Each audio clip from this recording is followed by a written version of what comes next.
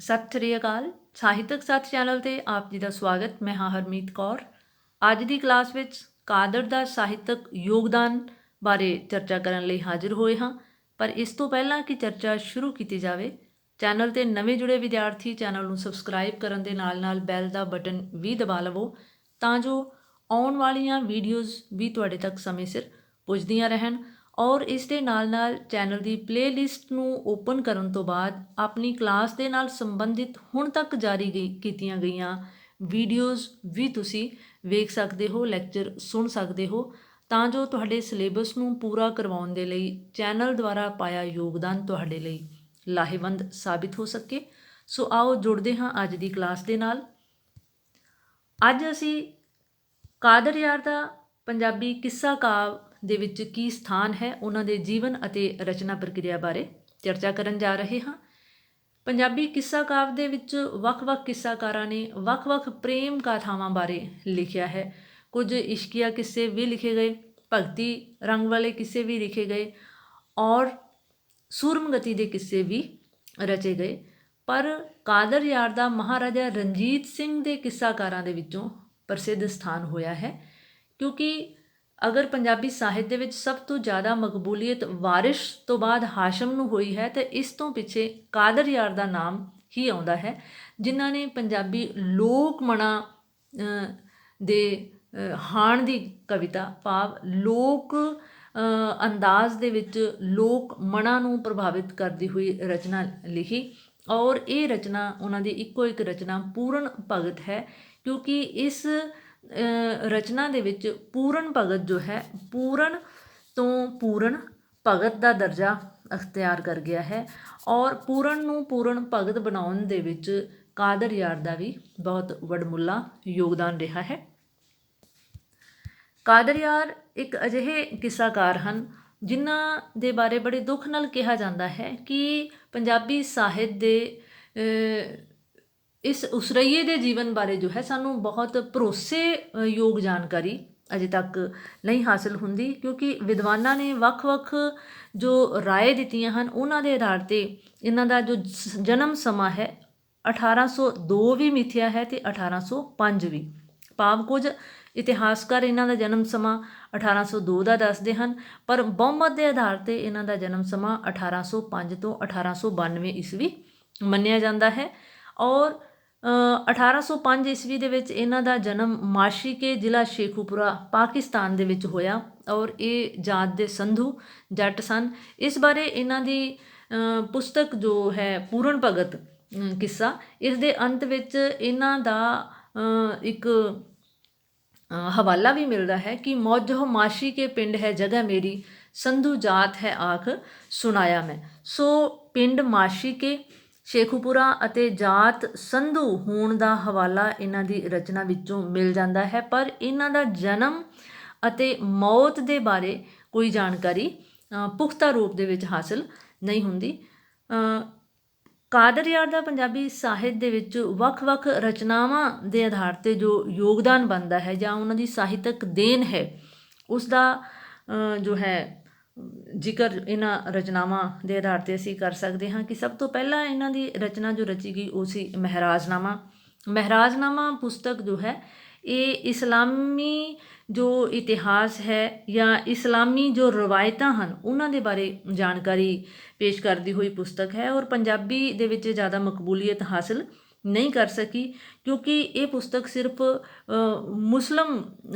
ਧਰਮ ਜਾਂ ਅਕੀਦੇ ਨੂੰ ਮੰਨਣ ਵਾਲੇ ਲੋਕਾਂ ਦੇ ਵਿੱਚ ਹੀ ਜ਼ਿਆਦਾ ਪ੍ਰਚਾਰੀ ਗਈ ਹੈ, ਕਿਉਂਕਿ ਇਸ ਪੁਸਤਕ ਦੇ ਵਿੱਚ ਹਜ਼ਰਤ ਮੁਹੰਮਦ ਸਾਹਿਬ ਦੇ ਇਸਲਾਮ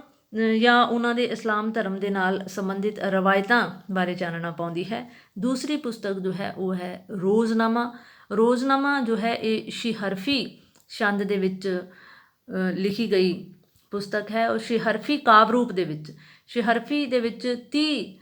ਕਾਵਿਬੰਦ ਹੁੰਦੇ ਹਨ ਔਰ ਇਹ 30 ਕਾਵਿਬੰਦ ਜੋ ਹੈ ਇਹ ਰੋਜ਼ਨਾਮਾ ਦੇ ਵਿੱਚ ਭਾਵ ਜੋ ਰੋਜ਼ੇ ਰੱਖਣ ਵਾਲੇ ਰੋਜ਼ਾ ਕਾਰਜ ਹਨ, ਜੋ 30 ਦਿਨ ਦੇ ਰੋਜ਼ੇ ਰੱਖਦੇ ਹਨ, ਉਹਨਾਂ ਰੋਜ਼ਿਆਂ ਦੇ ਦੌਰਾਨ ਹਰ ਦਿਨ ਦੀ ਉਹਨਾਂ ਦੀ ਜੋ ਅਵਸਥਾ ਹੁੰਦੀ ਹੈ ਉਸ ਨੂੰ ਬਿਆਨ ਕੀਤਾ ਗਿਆ ਹੈ। ਭਾਵ ਜੋ ਬਿਰਹੋਂ ਦੀ ਅਵਸਥਾ ਹੈ ਰੋਜ਼ੇ ਦੇ ਦਿਨ ਦੇ ਵਿੱਚ ਇੱਕ ਰੋਜ਼ਾ ਰੱਖਣ ਵਾਲੇ ਦੀ, ਉਸ ਦੀ ਬਿਆਨਬਾਜ਼ੀ ਇਸ ਪੁਸਤਕ ਦੇ ਵਿੱਚ ਮਿਲਦੀ ਹੈ। ਉਸ ਤੋਂ ਬਾਅਦ ਪੰਜਾਬੀ ਦੇ ਵਿੱਚ ਜੋ ਇਹਨਾਂ ਦੀ ਮਕਬੂਲ ਪੁਸਤਕ ਹੈ ਉਹ ਹੈ ਪੂਰਨ ਭਗਤ। ਪੂਰਨ ਭਗਤ ਜੋ ਹੈ ਇਹ ਇੱਕ ਅਜਿਹੀ ਰਚਨਾ ਹੈ ਜਿਸ ਨੂੰ ਰਚਨ ਤੋਂ ਬਾਅਦ ਇਹਨਾਂ ਨੂੰ ਕਿਹਾ ਜਾਂਦਾ ਹੈ ਕਿ ਇੱਕ ਖੂਹ ਇਨਾਮ ਦੇ ਵਿੱਚ ਹਾਸਲ ਹੋਇਆ ਸੀ। ਇਸ ਦਾ ਹਵਾਲਾ ਇਹਨਾਂ ਦੀ ਰਚਨਾ ਦੇ ਵਿੱਚੋਂ ਵੀ ਮਿਲਦਾ ਹੈ ਕਿ ਪੂਰਨ ਭਗਤ ਦੀ ਗੱਲ ਸੁਣਾਈ ਕੇ ਜੀ ਇੱਕ ਖੂਹ ਇਨਾਮ ਲਿਖਾਇਆ ਮੈਂ। ਕਿਹਾ ਜਾਂਦਾ ਹੈ ਕਿ ਜੋ ਕਾਦਰ ਯਾਰ ਸਨ ਇਹ ਮਹਾਰਾਜਾ ਰਣਜੀਤ ਸਿੰਘ ਦੇ ਕਾਲ ਦੇ ਕਵੀ ਹਨ, ਔਰ ਉਸ ਸਮੇਂ ਦੇ ਵਿੱਚ ਜੋ ਹੈ ਇਹਨਾਂ ਨੇ ਪੂਰਨ ਭਗਤ ਜੋ ਕਿੱਸਾ ਸੀ ਇਹ ਮਹਿਜ 16 ਦਿਨਾਂ ਦੇ ਵਿੱਚ ਸੰਪੂਰਨ ਕਰਕੇ ਇੱਕ ਨਵਾਂ ਰਵਾਇਤ ਕਾਇਮ ਕੀਤੀ ਸੀ, ਔਰ ਇਸ ਰਚਨਾ ਸਦਕਾ ਹੀ ਇਹਨਾਂ ਨੂੰ ਇੱਕ ਖੂਹ ਦੇ ਇਨਾਮ ਦੇ ਵਿੱਚ ਹਾਸਲ ਹੋਇਆ ਸੀ। ਫਿਰ ਇਹਨਾਂ ਦੀ ਰਚਨਾ ਆ ਜਾਂਦੀ ਹੈ ਵਾਰ ਰਾਜਾ ਰਸਾਲੂ। ਰਾਜਾ ਰਸਾਲੂ ਜੋ ਸੀ ਉਹ ਪੂਰਨ ਦਾ ਹੀ ਮਤਰੇਆ ਭਰਾ ਹੈ, ਭਾਵ ਪੂਰਨ ਜੋ ਹੈ ਰਾਜਾ ਸਾਲਵਾਹਨ ਦਾ ਪੁੱਤਰ ਹੈ, ਮਾਤਾ ਇਸ਼ਰਾ ਦੀ ਕੁੱਖੋਂ ਪੈਦਾ ਹੋਇਆ ਹੈ, ਔਰ ਰਾਜਾ ਰਸਾਲੂ ਜੋ ਹੈ ਉਹ ਪੂਰਨ ਦੇ ਭਗਤ ਬਣਨ ਤੋਂ ਬਾਅਦ ਪੂਰਨ ਦੇ ਆਸ਼ੀਰਵਾਦ ਸਦਕਾ ਰਾਣੀ ਲੂਣਾ ਦੀ ਕੁੱਖੋਂ ਜਨਮ ਲੈਣ ਵਾਲਾ ਪੁੱਤਰ ਹੈ ਰਾਜਾ ਰਸਾਲੂ। ਔਰ ਇਸ ਕਿੱਸੇ ਦੇ ਵਿੱਚ ਰਾਜਾ ਰਸਾਲੂ ਦੀ ਪਤਨੀ ਜੋ ਕੋਕਿਲਾ ਹੈ, ਜਿਸ ਦੇ ਕਿੱਸੇ ਵਾਰ ਰਾਜਾ ਰਸਾਲੂ ਨੂੰ ਬਾਬਾ ਬੁੱਧ ਸਿੰਘ ਵਾਰ ਰਾਣੀ ਕੋਕਲਾਂ ਵੀ ਦੱਸਦੇ ਹਨ। ਰਾਣੀ ਕੋਕਲਾਂ ਦਾ ਰਾਜੇ ਹੋਡੀ ਦੇ ਨਾਲ ਜੋ ਪ੍ਰੇਮ ਸੰਬੰਧ ਸੀ ਔਰ ਰਾਜਾ ਰਸਾਲੂ ਦੁਆਰਾ ਕਿਸ ਤਰ੍ਹਾਂ ਉਸ ਨੂੰ ਮੌਤ ਦੇ ਘਾਟ ਉਤਾਰ ਦਿੱਤਾ ਗਿਆ, ਇਸ ਕਿੱਸੇ ਦੇ ਵਿੱਚ ਇਸ ਦਾ ਜ਼ਿਕਰ ਮਿਲਦਾ ਹੈ। ਔਰ ਵਾਰ ਹਰੀ ਸਿੰਘ ਨਲਵਾ, ਜਿਵੇਂ ਕਿ ਹਰੀ ਸਿੰਘ ਨਲਵਾ ਇੱਕ ਯੋਧਾ ਸੀ ਔਰ ਇੱਕ ਯੋਧਾ ਹੈ ਤੇ ਉਸਦੀ ਸੂਰਮਗਤੀ ਦੀ ਜੋ ਮਹਿਮਾ ਹੈ ਉਸ ਦੀ ਬਿਆਨਬਾਜ਼ੀ ਵਾਰ ਹਰੀ ਸਿੰਘ ਨਲਵਾ ਦੇ ਵਿੱਚ ਮਿਲਦੀ ਹੈ। ਕਿੱਸਾ ਸੋਹਣੀ ਮਹੀਵਾਲ ਵੀ ਇਹਨਾਂ ਦਾ ਇੱਕ ਬੇਹੱਦ ਹਰਮਨ ਪਿਆਰਾ ਕਿੱਸਾ ਹੈ ਕਾਦਰ ਯਾਰ ਦਾ, ਕਿਉਂਕਿ ਇਸ ਕਿੱਸੇ ਦੇ ਵਿੱਚ ਸ਼ਿੰਗਾਰ ਰਸ ਦੀ ਪ੍ਰਧਾਨਤਾ ਹੈ, ਕਿਉਂਕਿ ਕੁਦਰਤੀ ਗੱਲ ਹੈ ਕਿ ਸੋਹਣੀ ਮਹੀਵਾਲ ਇੱਕ ਪ੍ਰੇਮ ਗਾਥਾ ਹੈ ਔਰ ਪ੍ਰੇਮ ਦੇ ਵਿੱਚ ਸ਼ਿੰਗਾਰ ਰਸ ਦਾ ਜੋ ਹੈ ਪ੍ਰੇਮ ਸ਼ਿੰਗਾਰ ਰਸ ਤੋਂ ਬਿਨਾਂ ਅਧੂਰਾ ਹੁੰਦਾ ਹੈ। ਸੋ ਸ਼ਿੰਗਾਰ ਰਸ ਦੀ ਭਰਪੂਰਤਾ ਹੈ ਇਸ ਰਚਨਾ ਦੇ ਵਿੱਚ ਔਰ ਬਿਆਨ ਢੰਗ ਵੀ ਬੇਹੱਦ ਕੋਮਲ ਹੈ। ਵਾਰ ਰਾਣੀ ਕੋਕਲਾਂ, ਜਿਵੇਂ ਕਿ ਵਾਰ ਰਾਜਾ ਰਸਾਲੂ ਤੇ ਵਾਰ ਰਾਣੀ ਕੋਕਲਾਂ ਜੋ ਹੈ ਇਸ ਬਾਰੇ ਜ਼ਿਕਰ ਹੋ ਚੁੱਕਿਆ ਹੈ, ਔਰ ਪੂਰਨ ਭਗਤ ਵੀ ਇਹ ਬਾਈ ਮਿਸਟੇਕ ਦੁਬਾਰਾ ਲਿਖਿਆ ਗਿਆ ਹੈ। ਸੋ ਇਹ ਰਚਨਾਵਾਂ ਹਨ ਮਹਿਰਾਜਨਾਮਾ, ਰੋਜ਼ਨਾਮਾ, ਪੂਰਨ ਭਗਤ, ਵਾਰ ਰਾਜਾ ਰਸਾਲੂ, ਵਾਰ ਹਰੀ ਸਿੰਘ ਨਲਵਾ, ਕਿੱਸਾ ਸੋਹਣੀ ਮਹੀਵਾਲ। ਭਾਵ ਪੂਰਨ ਭਗਤ ਨੇ ਜਾਂ ਤੇ ਵਾਰਾਂ ਲਿਖੀਆਂ ਹਨ ਤੇ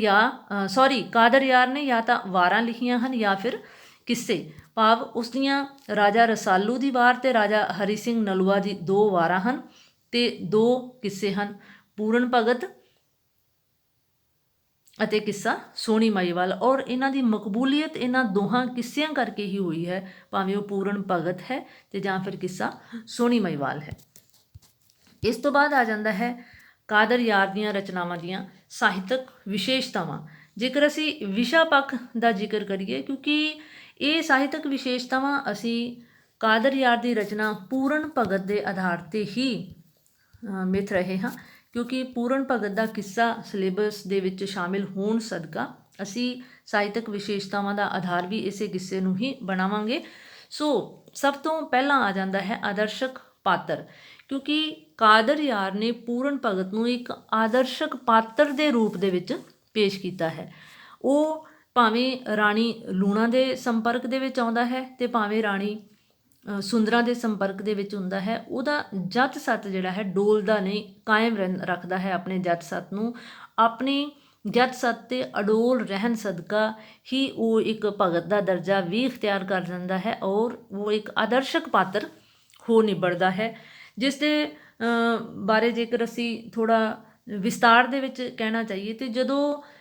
ਪੂਰਨ ਭਗਤ ਜੋ ਹੈ, ਜਦੋਂ ਜਨਮ ਸਮੇਂ ਜੋ ਉਸ ਨੂੰ ਭੋਰੇ ਦੇ ਵਿੱਚ ਪਾ ਦਿੱਤਾ ਜਾਂਦਾ ਹੈ ਰਾਜੇ ਸਾਲਵਾਹਨ ਦੇ ਦੁਆਰਾ, ਤੇ ਜਦੋਂ 12 ਸਾਲ ਬਾਅਦ ਭੋਰੇ ਤੋਂ ਬਾਹਰ ਆਉਂਦਾ ਹੈ ਤੇ ਉਸ ਤੋਂ ਬਾਅਦ ਆਪਣੇ ਪਿਤਾ ਸਾਲਵਾਹਨ ਨੂੰ ਨਤਮਸਤਕ ਹੋਣ ਤੋਂ ਬਾਅਦ, ਪਿਤਾ ਦੀ ਆਗਿਆ ਤੋਂ ਬਾਅਦ ਆਪਣੀ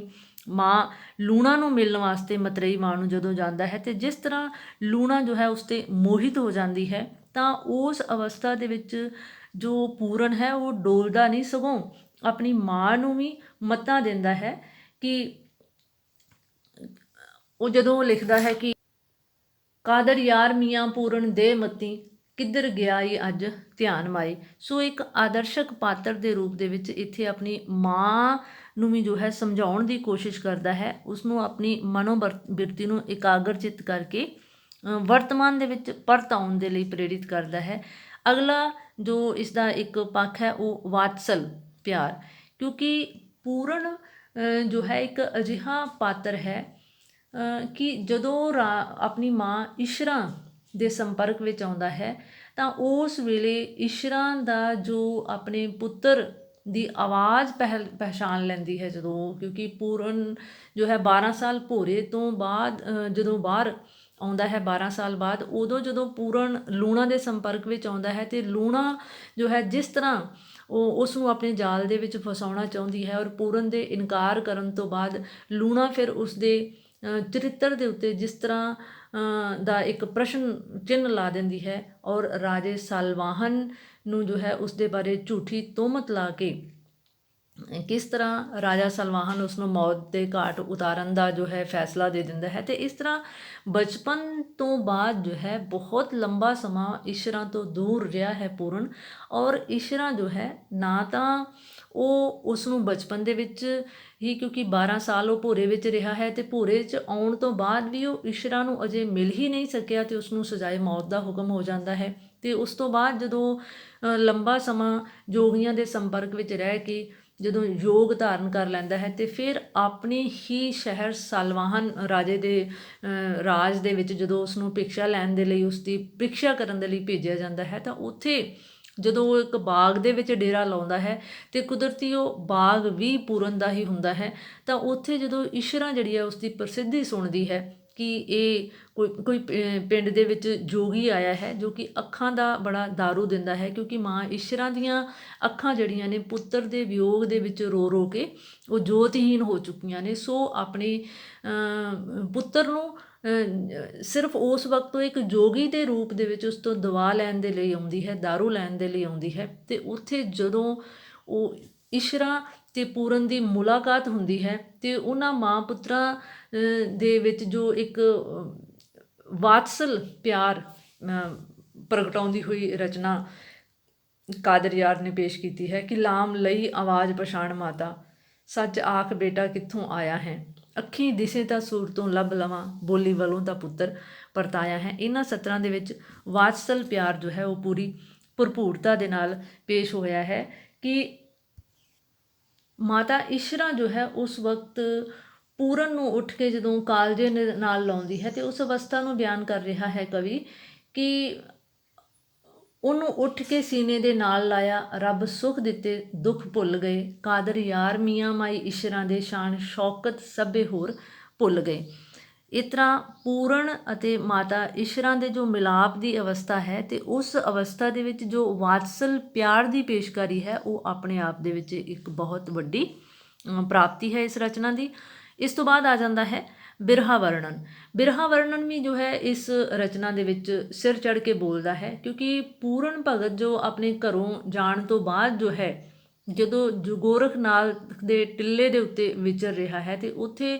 ਰਾਣੀ ਸੁੰਦਰਾਂ ਦੇ ਦਰ 'ਤੇ ਜਦੋਂ ਭਿਕਸ਼ਾ ਲੈਣ ਲਈ ਆਉਂਦਾ ਹੈ ਅਤੇ ਕਿਸ ਤਰ੍ਹਾਂ ਰਾਣੀ ਸੁੰਦਰਾਂ ਜੋ ਹੈ ਉਸ 'ਤੇ ਮੋਹਿਤ ਹੋ ਕੇ ਗੋਰਖਨਾਥ ਤੋਂ ਵਰ ਦੇ ਰੂਪ ਦੇ ਵਿੱਚ ਪ੍ਰਾਪਤ ਕਰਕੇ ਪੂਰਨ ਨੂੰ ਆਪਣੇ ਜਦੋਂ ਮਹੱਲਾਂ ਦੇ ਵਿੱਚ ਲੈ ਜਾਂਦੀ ਹੈ ਅਤੇ ਪੂਰਨ ਉੱਥੇ ਵੀ ਇੱਕ ਆਦਰਸ਼ਕ ਪਾਤਰ ਦੇ ਰੂਪ ਦੇ ਵਿੱਚ ਵਿਚਰਦਿਆਂ ਹੋਇਆਂ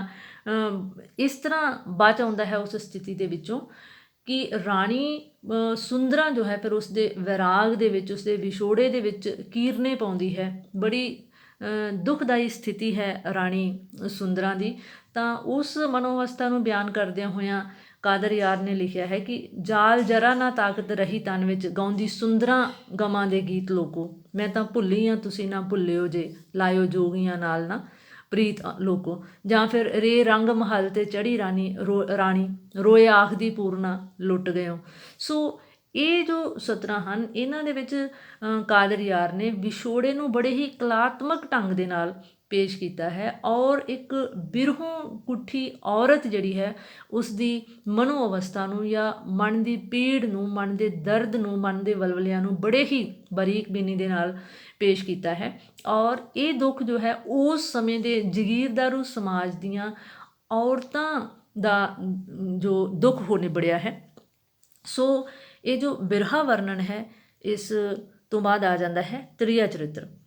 ਕਿਉਂਕਿ ਰਾਣੀ ਸੁੰਦਰਾ ਜੋ ਹੈ ਰਾਣੀ ਜੋ ਲੂਣਾ ਹੈ, ਰਾਜੇ ਸਾਲਵਾਹਨ ਦੀ ਦੂਸਰੀ ਪਤਨੀ ਲੂਣਾ, ਜਦੋਂ ਉਹ ਪੂਰਨ ਦੇ ਉੱਤੇ ਮੋਹਿਤ ਹੋ ਜਾਂਦੀ ਹੈ ਔਰ ਪੂਰਨ ਨੂੰ ਆਪਣੇ ਵਿਚਾਰਾਂ ਦੇ ਜਾਲ ਦੇ ਵਿੱਚ ਫਸਾਉਣ ਦੇ ਲਈ ਜਿਸ ਤਰ੍ਹਾਂ ਉਹ ਕੋਸ਼ਿਸ਼ ਕਰ ਰਹੀ ਹੈ, ਪਰ ਪੂਰਨ ਜੋ ਹੈ ਇੱਕ ਆਦਰਸ਼ਕ ਪਾਤਰ ਦੇ ਰੂਪ ਦੇ ਵਿੱਚ ਉਸਦੀ ਕਿਸੇ ਵੀ ਚਾਲ ਨੂੰ ਜੋ ਹੈ ਸਵੀਕਾਰ ਨਹੀਂ ਕਰਦਾ, ਉਸ 'ਤੇ ਕਾਂਟਾ ਫੇਰ ਦਿੰਦਾ ਹੈ। ਤਾਂ ਇੱਥੇ ਪੂਰਨ ਜੋ ਹੈ ਆਪਣੇ ਜੱਤ ਸੱਤ 'ਤੇ ਕਾਇਮ ਰਹਿਣ ਸਦਕਾ ਜੋ ਹੈ ਉਸਦੀ ਹਰ ਚਾਲ ਜਿਹੜੀ ਹੈ ਉਹ ਫੇਲ ਕਰ ਦਿੰਦਾ ਹੈ। ਪਰ ਰਾਣੀ ਲੂਣਾ ਜਿਹੜੀ ਹੈ ਫਿਰ ਉਹ ਤ੍ਰਿਆ ਚਰਿੱਤਰ ਦੇ ਰਾਹੀਂ ਪੂਰਨ ਦੇ ਉੱਤੇ ਇਲਜ਼ਾਮ ਲਾ ਕੇ, ਕਿਉਂਕਿ ਉਹ ਰਾਜੇ ਸਾਲਵਾਹਨ ਦੀ ਛੋਟੀ ਪਤਨੀ ਹੈ ਔਰ ਬਹੁਤ ਜੋ ਹੈ ਰਾਜੇ ਸਾਲਵਾਹਨ ਨੂੰ ਪਿਰਿਆ ਵੀ ਹੈ, ਔਰ ਇਸੇ ਗੱਲ ਦਾ ਲੂਣਾ ਜਿਹੜੀ ਹੈ ਫਾਇਦਾ ਉਠਾਉਂਦੀ ਹੈ ਔਰ ਬਹੁਤ ਹੀ ਮਕਾਰੀ ਦੇ ਨਾਲ ਪੂਰਨ ਨੂੰ ਆਪਣੇ ਜਾਲ ਦੇ ਵਿੱਚ ਜਦੋਂ ਫਸਾਉਣ ਦੇ ਵਿੱਚ ਅਸਫਲ ਰਹਿ ਜਾਂਦੀ ਹੈ, ਤਾਂ ਫਿਰ ਉਹ ਰਾਜੇ ਸਾਲਵਾਹਨ ਨੂੰ ਪੂਰੇ ਵਿਸ਼ਵਾਸ ਦੇ ਵਿੱਚ ਲੈ ਕੇ ਪੂਰਨ ਨੂੰ ਦੇਸ਼ ਨਿਕਾਲਾ ਔਰ ਸਜ਼ਾਏ ਮੌਤ ਜਿਹੜੀ ਹੈ ਉਹ ਦਿਵਾਉਣ ਦਾ ਇੱਕ ਕਾਰਨ ਬਣਦੀ ਹੈ। ਇਸ ਤਰ੍ਹਾਂ ਇਸ ਰਚਨਾ ਦੇ ਵਿੱਚ ਕਾਦਰ ਯਾਰ ਨੇ ਤ੍ਰਿਆ ਚਰਿੱਤਰ, ਜੋ ਕਿ ਉਸ ਸਮੇਂ ਦੀ ਇੱਕ ਬਹੁਤ ਵੱਡੀ ਕਮਜ਼ੋਰੀ ਕਹਿ ਸਕਦੇ ਹਾਂ ਰਾਜਿਆਂ ਮਹਾਰਾਜਿਆਂ ਦੀ, ਉਸ ਦੀ ਪੇਸ਼ਕਾਰੀ ਵੀ ਇਸ ਰਚਨਾ ਦੇ ਵਿੱਚ ਹੋਈ ਹੈ, ਜਿਸ ਦਾ ਹਵਾਲਾ ਵੀ ਇਹਨਾਂ ਸਤਰਾਂ ਤੋਂ ਅਸੀਂ ਦੇ ਸਕਦੇ ਹਾਂ ਕਿ ਕਾਦਰ ਯਾਰ ਖਲੋਏ ਕੇ ਦੇਖ ਅੱਖੀਂ ਚੜ੍ਹਿਆ ਕਹਿਰ ਚਲਿੱਤਰ ਜੋ ਵਰਤ ਆਏ ਜਾਏ। ਕਿਉਂਕਿ ਪੂਰਨ ਦੇ ਇਨਕਾਰ ਕਰਨ ਤੋਂ ਬਾਅਦ ਰਾਣੀ ਲੂਣਾ ਜਿਹੜੀ ਹੈ ਉਹ ਇੰਨੇ ਗੁੱਸੇ ਭਰੇ ਕਹਿਰ ਭਰੀਆਂ ਨਜ਼ਰਾਂ ਦੇ ਨਾਲ ਪੂਰਨ ਨੂੰ ਦੇਖ ਰਹੀ ਹੈ ਔਰ ਇਸ ਤਰ੍ਹਾਂ ਉਹ ਪੂਰਨ ਨੂੰ ਜੋ ਹੈ ਜੇਕਰ ਪ੍ਰਾਪਤ ਨਹੀਂ ਕਰ ਸਕੀ ਤੇ ਫਿਰ ਉਹ ਪੂਰਨ ਨੂੰ ਇਸ ਜੀਵਨ ਦੇ ਵਿੱਚ ਭਾਵ ਇਸ ਦੁਨੀਆ ਤੋਂ ਹੀ ਖਤਮ ਕਰਨ ਦੇ ਮਨਸੂਬੇ ਕਿਸ ਤਰ੍ਹਾਂ ਬਣਾਉਂਦੀ ਹੈ, ਉਸ ਦਾ ਹਵਾਲਾ ਵੀ ਇਸ ਰਚਨਾ ਦੇ ਵਿੱਚ ਮਿਲਦਾ ਹੈ। ਤੇ ਇਸ ਤੋਂ ਬਾਅਦ ਆ ਜਾਂਦਾ ਹੈ ਕਾਮਪ੍ਰੀਤ ਦੀ ਨਿੰਦਿਆ। ਕਿਉਂਕਿ ਕਾਦਰ ਯਾਰ ਇੱਕ ਅਜਿਹਾ ਸ਼ਾਇਰ ਹੈ, ਕਿਉਂਕਿ ਜੋ ਫਕੀਰੀ ਰੰਗਣ ਵਾਲਾ ਕਵੀ ਹੈ, ਜੋ ਦਰਵੇਸ਼ ਕਵੀ ਹੈ, ਔਰ ਉਸਨੇ ਆਪਣੇ ਕਿੱਸੇ ਦੇ ਵਿੱਚ ਕਾਮਪ੍ਰੀਤ ਨੂੰ ਵੀ ਪੂਰੀ ਤਰ੍ਹਾਂ ਭੰਡਿਆ ਹੈ ਜਾਂ ਉਸਨੂੰ ਨਿੰਦਿਆ ਹੈ। ਜਦੋਂ ਕਵੀ ਜੋ ਹੈ ਪੂਰਨ ਅਤੇ ਈਸ਼ਰਾਂ ਦੇ ਇੱਕ ਪਾਸੇ ਵਾਤਸਲ ਪਿਆਰ ਨੂੰ ਬੜੀ ਭਰਪੂਰਤਾ ਦੇ ਨਾਲ ਪੇਸ਼ ਕਰਦਾ ਹੈ, ਤੇ ਦੂਸਰੇ ਪਾਸੇ ਉਹ ਲੂਣਾ ਦੀ ਕਾਮਪ੍ਰੀਤ ਨੂੰ ਵੀ ਉਸਨੇ ਬੜੀ ਹੀ ਬੇਰਹਿਮੀ ਦੇ ਨਾਲ ਨਿੰਦਿਆ ਵੀ ਹੈ ਔਰ ਉਸ ਨੂੰ ਜੋ ਹੈ ਬਿਆਨ ਕਰਦਾ ਹੋਇਆ ਕਵੀ ਲਿਖਦਾ ਵੀ ਹੈ ਕਿ ਗਮ ਨਾ ਜਾਣਦੀ ਖੌਫ ਖਤਰਾ, ਲੂਣਾ ਉੱਠ ਕੇ ਪਕੜਦੀ ਆਨ ਚੋਲਾ, ਤੇ ਜਾਂ ਫਿਰ ਕਾਦਰ ਯਾਰ ਤਰੀਮਤ ਹੈ ਸਿਆਰੀ, ਲੱਗੀ ਵੇਖੋ ਵਗਾਵਣੇ ਨਦੀ ਪੁੱਠੀ। ਇਹਨਾਂ ਸਤਰਾਂ ਦੇ ਰਾਹੀਂ ਉਸਦੀ ਜੋ ਕਾਮਪ੍ਰੀਤ ਹੈ ਉਸਨੂੰ ਜੋ ਹੈ ਨਿੰਦਦਾ ਹੈ ਜਾਂ ਉਸਦਾ ਖੰਡਨ ਕਰਦਾ ਹੈ ਆਪਣੀਆਂ ਰਚਨਾਵਾਂ ਦੇ ਵਿੱਚ ਕਾਦਰ ਯਾਰ। ਇਸ ਤੋਂ ਬਾਅਦ ਆ ਜਾਂਦਾ ਹੈ ਰੂਪਕ ਪੱਖ, ਕਿ ਕਾਦਰ ਯਾਰ ਦੀਆਂ ਰਚਨਾਵਾਂ ਦੀਆਂ ਰੂਪਕ ਪੱਖ ਤੋਂ ਕੀ ਵਿਸ਼ੇਸ਼ਤਾਵਾਂ ਹਨ। ਇਹਨਾਂ ਸਭ ਤੋਂ ਵੱਡੀ ਗੱਲ ਹੈ ਕਿ ਕਾਦਰ ਯਾਰ ਦੇ ਕਿੱਸੇ ਦੇ ਵਿੱਚ ਵਰਤੀ ਗਈ ਜੋ ਉਸਦੀ ਭਾਸ਼ਾ ਬੋਲੀ ਜਾਂ ਸ਼ੈਲੀ ਹੈ ਉਹ ਆਮ ਜੋ ਪੇਂਡੂ ਮੁਹਾਵਰੇ ਵਾਲੀ ਜਾਂ ਜਨ ਸਧਾਰਨ ਦੇ ਪੱਧਰ ਦੀ ਹੈ। ਕਿਉਂਕਿ ਜੋ ਪੂਰਨ ਭਗਤ ਹੈ, ਇਸ ਕਿੱਸੇ ਦੀ ਮਕਬੂਲੀਅਤ ਦਾ ਕਾਰਨ ਹੀ ਉਸਦੀ ਜਨ ਸਧਾਰਨ ਵਾਲੀ ਭਾਸ਼ਾ ਹੈ। ਕਿਉਂਕਿ ਜਨ ਸਧਾਰਨ ਵਾਲੀ ਭਾਸ਼ਾ ਹੋਣ ਸਦਕਾ ਇਹ ਆਮ ਜਨ ਦੇ ਦੁਆਰਾ ਪੜ੍ਹੀ ਵੀ ਗਈ, ਸਤਿਕਾਰੀ ਵੀ ਗਈ ਅਤੇ ਸਰਾਹੀ ਵੀ ਗਈ। ਔਰ ਠੇਠ ਪੰਜਾਬੀ ਦੀ ਵਰਤੋਂ ਜਿਹੜੀ ਹੈ, ਜਿਵੇਂ ਖਾਸ ਕਰਕੇ ਉਹ ਜੋ ਝਨਾਹ ਦਾ ਦਰਿਆ ਹੈ, ਜਦੋਂ ਉਸਨੂੰ ਇੱਕ ਜਾਦੂਗਰ ਦੇ ਰੂਪ ਦੇ ਵਿੱਚ ਪੇਸ਼ ਕਰਦਾ ਹੈ ਜਾਂ ਇੱਕ ਇਸ਼ਕ ਦਾ ਦਰਿਆ ਜਿਹੜਾ ਹੈ ਉਸਨੂੰ ਤਸੱਵਰ ਕਰਦਾ ਹੈ ਕਿ ਝਨਾਹ ਨੂੰ ਇਸ਼ਕ ਦਾ ਦਰਿਆ ਕਹਿਣਾ ਉਸਦੀ ਸਭ ਤੋਂ ਵੱਡੀ ਖੂਬੀ ਹੋ ਨਿਬੜਦਾ ਹੈ। ਹਾਲਾਂਕਿ ਉਸ ਦੀਆਂ ਰਚਨਾਵਾਂ ਦੇ ਵਿੱਚ ਪੇਂਡੂ ਮੁਹਾਵਰੇ ਦੇ ਨਾਲ ਨਾਲ ਉਰਦੂ ਅਤੇ ਫਾਰਸੀ ਦਾ ਵੀ ਪ੍ਰਭਾਵ ਹੈ, ਕਿਤੇ ਕਿਤੇ ਹਿੰਦੀ ਸ਼ਬਦਾਵਲੀ ਦੀ ਵਰਤੋਂ ਵੀ ਮਿਲਦੀ ਹੈ, ਪਰ ਸੰਪੂਰਨ ਰੂਪ ਦੇ ਵਿੱਚ ਜੋ ਉਸਦੀ ਬੋਲੀ ਹੈ ਉਹ ਬੜੀ ਹੀ ਸਰਲ ਅਤੇ ਸਪਸ਼ਟ ਹੈ ਜਾਂ ਪੇਂਡੂ ਮੁਹਾਵਰੇ ਵਾਲੀ ਹੈ। ਔਰ ਇਹੀ ਇਸ ਦੀ ਰਚਨਾ ਦੀ ਹਰਮਨ ਪਿਆਰਤਾ ਦਾ ਕਾਰਨ ਵੀ ਹੈ। ਔਰ ਇਸ ਦੇ ਨਾਲ ਨਾਲ ਉਸਨੇ ਆਪਣੀਆਂ ਰਚਨਾਵਾਂ ਦੇ ਵਿੱਚ ਜੋ ਅਟੱਲ ਸੱਚਾਈਆਂ ਹਨ ਉਹਨਾਂ ਦਾ ਵੀ ਵਰਣਨ ਕੀਤਾ ਹੈ, ਅਟੱਲ ਸੱਚਾਈਆਂ ਨੂੰ ਪੇਸ਼ ਕੀਤਾ ਹੈ। ਜਿੱਥੋਂ ਤੱਕ ਛੰਦ ਦਾ ਸਵਾਲ ਹੈ, ਕਾਦਰਯਾਰ ਨੇ ਆਪਣੀਆਂ ਰਚਨਾਵਾਂ ਦੇ ਵਿੱਚ ਵੱਧ ਤੋਂ ਵੱਧ ਜੋ ਹੈ ਬੈਂਤ ਛੰਦ ਦੀ ਵਰਤੋਂ ਕੀਤੀ ਹੈ। ਬੈਂਤ ਛੰਦ ਇੱਕ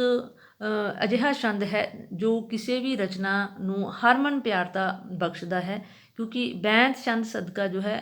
ਰਚਨਾ ਜਿਹੜੀ ਹੈ ਲੋਕ ਮਨਾਂ ਦੇ ਉੱਤੇ ਵਧੇਰੇ ਪ੍ਰਭਾਵਸ਼ਾਲੀ ਸਿੱਧ ਹੁੰਦੀ ਹੈ। ਪੂਰਨ ਭਗਤ ਅਤੇ ਰਾਜਾ ਰਸਾਲੂ, ਪੂਰਨ ਭਗਤ ਅਤੇ ਰਸਾਲੂ ਦੋਹਾਂ ਦੇ ਵਿੱਚ ਹੀ ਕਵੀ ਨੇ ਬੈਂਤ ਛੰਦ ਦੀ ਵਰਤੋਂ ਕੀਤੀ ਹੈ। ਅਤੇ ਦੂਜੇ ਪਾਸੇ ਜੋ ਸੋਹਣੀ ਮਹੀਵਾਲ ਰਚਨਾ ਹੈ ਕਾਦਰਯਾਰ ਦੀ, ਉਸ ਦੇ ਵਿੱਚ ਇਸ ਨੇ ਦਵਈਆ ਛੰਦ ਵਰਤਿਆ ਹੈ। ਸੋ ਛੰਦ ਦੀ ਪੱਧਰ ਤੋਂ ਜੋ ਹੈ ਇਹ ਇੱਕ ਅੱਛੀ ਪੇਸ਼ਕਾਰੀ ਇਸ ਦੀ ਹੋ ਨਿਬੜੀ ਹੈ। ਹਾਲਾਂਕਿ ਜੋ ਰੋਜ਼ਨਾਮਾ ਹੈ ਉਸ ਦੇ ਵਿੱਚ ਇਹਨਾਂ ਨੇ ਸ਼ਹਿਰਭੀ ਛੰਦ ਦੀ ਵੀ ਵਰਤੋਂ ਕੀਤੀ ਹੈ। ਦੂਜੇ ਪਾਸੇ ਅਲੰਕਾਰ ਜੋ ਹਨ ਇਹ ਕਿਸੇ ਵੀ ਰਚਨਾ ਨੂੰ ਜੋ ਹੈ ਇਹ ਬੜੀ ਖੂਬੀ ਬਖਸ਼ਦੇ ਹਨ। ਅਲੰਕਾਰਾਂ ਦੀ ਵੀ ਇਸਨੇ ਜੋ ਵਰਤੋਂ ਕੀਤੀ ਹੈ, ਬੜੇ ਘਰੋਗੀ ਕਿਸਮ ਦੇ ਅਲੰਕਾਰ ਵਰਤੇ ਹਨ ਅਤੇ ਬੜੇ ਸੁਚੱਜੇ ਢੰਗ ਦੇ ਨਾਲ ਉਹਨਾਂ ਨੂੰ ਜੋ ਪੇਸ਼ ਕੀਤਾ ਹੈ ਆਪਣੀਆਂ ਰਚਨਾਵਾਂ ਦੇ ਸਦਕਾ। ਔਰ ਅਲੰਕਾਰ ਜਿਹੜੇ ਹਨ ਉਹ ਅਜਿਹੇ ਵਰਤੇ ਹਨ ਕਿ ਅਲੰਕਾਰਾਂ ਦੀ ਵਰਤੋਂ ਸਦਕਾ ਰਚਨਾ ਜਿਹੜੀ ਹੈ ਉਹ ਹਰਮਨ ਪਿਆਰਤਾ ਹਾਸਲ ਕਰ ਸਕੀ ਹੈ ਔਰ ਜਨ ਸਧਾਰਨ ਦੇ ਵਿੱਚ ਪ੍ਰਵਾਨ ਹੋ ਸਕੀ ਹੈ। ਇਸ ਤੋਂ ਬਾਅਦ ਆ ਜਾਂਦਾ ਹੈ ਕਿ ਰਸ। ਕਾਦਰਯਾਰ ਦੀਆਂ ਰਚਨਾਵਾਂ ਦੇ ਵਿੱਚ ਭਾਸ਼ਾ ਸ਼ੈਲੀ, ਛੰਦ, ਅਲੰਕਾਰ ਤੋਂ ਬਾਅਦ ਜੋ ਹੈ ਰਸ ਦਾ ਵੀ ਕਾਫੀ ਮਹੱਤਵਪੂਰਨ ਸਥਾਨ ਹੈ, ਕਿਉਂਕਿ ਬਹੁਤ ਸਾਰੇ ਰਸ ਜਿਹੜੇ ਹਨ ਉਸ ਦੀਆਂ ਰਚਨਾਵਾਂ ਦੇ ਵਿੱਚ ਮੌਜੂਦ ਹਨ। ਭਾਵੇਂ ਉਹ ਸ਼ਿੰਗਾਰ ਰਸ ਹੈ, ਜਿਵੇਂ ਕਿ ਸੋਹਣੀ ਮਹੀਵਾਲ ਦੇ ਵਿੱਚ ਸ਼ਿੰਗਾਰ ਰਸ ਵਰਤਿਆ ਹੈ। ਜਦੋਂ ਪੂਰਨ ਭਗਤ ਦੇ ਉਸਦੀ ਮਾਤਾ ਇਸ਼ਰਾ ਦੀ ਮਨੋਸਥਿਤੀ ਨੂੰ ਬਿਆਨ ਕਰ ਰਿਹਾ ਹੈ, ਜਾਂ ਪੂਰਨ ਭਗਤ ਅਤੇ ਰਾਣੀ ਸੁੰਦਰਾ ਦੇ ਵਰਣਨ ਨੂੰ ਪੇਸ਼ ਕਰ ਰਿਹਾ ਹੈ, ਤਾਂ ਉੱਥੇ ਕਰੁਣਾ ਰਸ ਦੀ ਭਰਪੂਰਤਾ ਹੈ। ਕਰੁਣਾ ਰਸ ਸਦਕਾ ਉਹ ਰਚਨਾ ਜਿਹੜੀ ਹੈ ਪਾਠਕਾਂ ਦੇ ਹਿਰਦੇ ਨੂੰ ਵਿੰਨ੍ਹ ਦਿੰਦੀ ਹੈ। ਔਰ ਜਦੋਂ ਰਾਜਾ ਰਸਾਲੂ ਅਤੇ ਹਰੀ ਸਿੰਘ ਨਲੂਆ ਦਾ ਜ਼ਿਕਰ ਕਰ ਰਿਹਾ ਹੈ ਤਾਂ ਉੱਥੇ ਬੀਰ ਰਸ ਦੀ ਪ੍ਰਧਾਨਤਾ ਹੈ। ਭਾਵ ਹਰ ਰਚਨਾ ਦੇ ਵਿੱਚ ਕਹਾਣੀ ਦੀ ਮੰਗ ਦੇ ਅਨੁਸਾਰ ਜੋ ਹੈ ਉਸਨੇ ਰਸਾਂ ਦੀ ਵਰਤੋਂ ਕੀਤੀ ਹੈ। ਔਰ ਰਸ ਜਿਹੜੇ ਹਨ ਉਹਨਾਂ ਸਦਕਾ ਉਸਦੀ ਰਚਨਾਵਾਂ ਜਿਹੜੀਆਂ ਨੇ ਉਹ ਹਰਮਨ ਪਿਆਰਤਾ ਹਾਸਲ ਕਰ ਸਕੀਆਂ ਨੇ, ਲੋਕ ਮਨਾਂ ਨੂੰ ਕੀਲਣ ਦੇ ਸਮਰੱਥ ਹੋ ਸਕੀਆਂ ਨੇ। ਸੋ ਸਮੁੱਚੇ ਰੂਪ ਦੇ ਵਿੱਚ ਕਿਹਾ ਜਾ ਸਕਦਾ ਹੈ ਸਿੱਟੇ ਵਜੋਂ ਕਿ ਕਾਦਰਯਾਰ ਜੋ ਹੈ ਪੰਜਾਬੀ ਸਾਹਿਤ ਦਾ ਇੱਕ ਹਰਮਨ ਪਿਆਰਾ ਲੇਖਕ ਹੈ, ਕਿੱਸਾਕਾਰ ਹੈ। ਹਰਮਨ ਪਿਆਰਤਾ ਦਾ ਕਾਰਨ ਜੋ ਹੈ ਕਿਉਂਕਿ ਉਸਦੀ ਲੋਕ ਬੋਲੀ ਹੈ, ਲੋਕ ਮਨੋਭਾਵਾਂ ਦੇ ਨੇੜੇ ਹੋਣ ਸਦਕਾ ਉਸਨੂੰ ਮੌਲਿਕ ਜੋ ਹੈ ਕਵੀ ਵੀ ਕਿਹਾ ਜਾਂਦਾ ਹੈ। ਬਾਬਾ ਬੁੱਧ ਸਿੰਘ ਨੇ ਹਾਲਾਂਕਿ ਕਾਦਰਯਾਰ ਦੀਆਂ ਰਚਨਾਵਾਂ ਦੀਆਂ ਕਾਫੀ ਜੋ ਹੈ ਖਾਮੀਆਂ ਵੀ ਦੱਸੀਆਂ ਹਨ, ਕਾਫੀ ਊਣਤਾਈਆਂ ਵੀ ਹਨ, ਪਰ ਬਾਵਜੂਦ ਇਸ ਦੇ ਸਿੱਖ ਰਾਜ ਕਾਲ ਦੇ ਕਿੱਸਾਕਾਰਾਂ ਦੇ ਵਿੱਚ ਕਾਦਰਯਾਰ ਦਾ ਬੇਹੱਦ ਵਡਮੁੱਲਾ ਸਥਾਨ ਹੈ। ਸੋ ਉਮੀਦ ਹੈ ਕਿ ਕਾਦਰਯਾਰ ਦੁਆਰਾ ਪੰਜਾਬੀ ਸਾਹਿਤ ਦੇ ਵਿੱਚ ਜੋ ਨਿਵੇਕਲਾ ਯੋਗਦਾਨ ਪਾਇਆ ਗਿਆ ਹੈ, ਇਸ ਦੇ ਬਾਰੇ ਕੀਤੀ ਗਈ ਇਹ ਚਰਚਾ ਵਿਦਿਆਰਥੀਆਂ ਦੇ ਲਈ ਕਾਫੀ ਲਾਹੇਵੰਦ ਸਾਬਿਤ ਹੋਵੇਗੀ। ਚੈਨਲ ਦੇ ਉੱਤੇ ਜੋ ਜੁੜੇ ਹੋਏ ਵਿਦਿਆਰਥੀ ਹਨ ਉਹਨਾਂ ਨੂੰ ਚੈਨਲ ਦੁਆਰਾ ਕੀਤੀਆਂ ਗਈਆਂ ਇਹ ਕੋਸ਼ਿਸ਼ਾਂ ਜਿਹੜੀਆਂ ਹਨ ਉਹ ਕਿੱਥੋਂ ਤੱਕ ਫਾਇਦੇਮੰਦ ਸਾਬਿਤ ਹੋ ਰਹੀਆਂ ਹਨ, ਇਸ ਬਾਰੇ ਆਪਣੀ ਰਾਏ ਕਮੈਂਟ ਬਾਕਸ ਦੇ ਵਿੱਚ ਚਾਹੋ ਤਾਂ ਦੱਸ ਸਕਦੇ ਹੋ। ਔਰ ਇਸ ਦੇ ਨਾਲ ਨਾਲ ਹੀ ਰਚਨਾ ਅਗਰ ਤੁਹਾਨੂੰ ਪਸੰਦ ਆ ਰਹੀ ਹੈ ਜਾਂ ਇਹ ਲੈਕਚਰ ਲੜੀਆਂ ਤੁਹਾਡੇ ਲਈ ਫਾਇਦੇਮੰਦ ਸਾਬਿਤ ਹੋ ਰਹੀਆਂ ਹਨ ਤਾਂ ਚੈਨਲ ਨੂੰ ਦੂਸਰੇ ਵਿਦਿਆਰਥੀਆਂ ਤੱਕ ਵੀ ਸਾਂਝਾ ਕਰਦੇ ਰਹੋ, ਸ਼ੇਅਰ ਕਰਦੇ ਰਹੋ, ਤਾਂ ਜੋ ਵੱਧ ਤੋਂ ਵੱਧ ਚੈਨਲ 'ਤੇ ਜੁੜ ਕੇ ਵਿਦਿਆਰਥੀ ਆਪਣੀ ਪੜ੍ਹਾਈ ਦਾ ਫਾਇਦਾ ਉਠਾ ਸਕਣ। ਮਿਲਦੇ ਹਾਂ ਅਗਲੀ ਵੀਡੀਓ ਦੇ ਵਿੱਚ, ਤਦ ਤੱਕ ਇਜਾਜ਼ਤ। ਧੰਨਵਾਦ।